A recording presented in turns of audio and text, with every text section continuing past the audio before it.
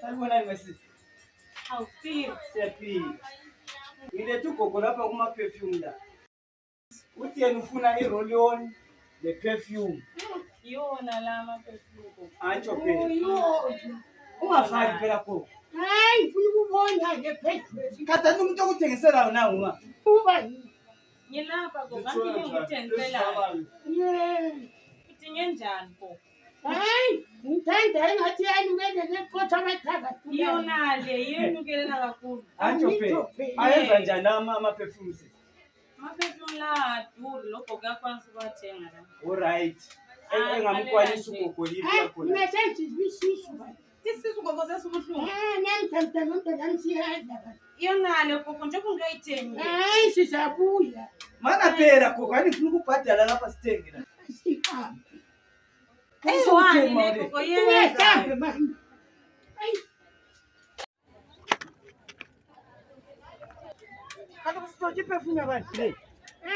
Hayi mawulethe ukutshontsha kukorata sami ngiyekuthengile. Manje sibuyela bazathi. Hayi, yani kumele ngibhadale imali ayifuna ukuthatha ungaphiwanga mawona. Ngithi ngizobhadala la. Kanani gogo bethe uyavuya. Hayi, kusebenzakala kumuntu.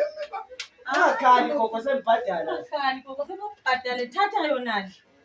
Yona le gogo yesi ngiyakho. Ukhalifay ukusela ayithola Sebekubhadalele yabona imali $10 kuphela. Uyithe. Kuphela gogo ufuna yona le ngifuna encane. Hayi sibonge kumava. Hayi sibonga umangwenya gogo esomthathe ngumandlovu.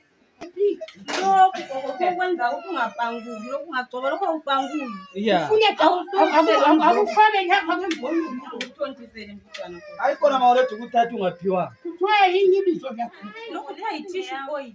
Ngiyakuyibona Wonke gogo. Phansi ngobusela gogo kuyabhadala imali la. kwathi leyo. Ngingathathi befunge abantu. Khathi isiwishwa yini? Bakuyekele. Asante. Leli bhayide. Asante. Ayisibonile gogo. Siyabonga. Hayi ngivele bangikhambile. Wo. Bengizikhambela ngedwa. Ngintaka makhelwane. Alright, hayi kulungile gogo, seninganginukelela shuwa. Eh, Socorro, sí.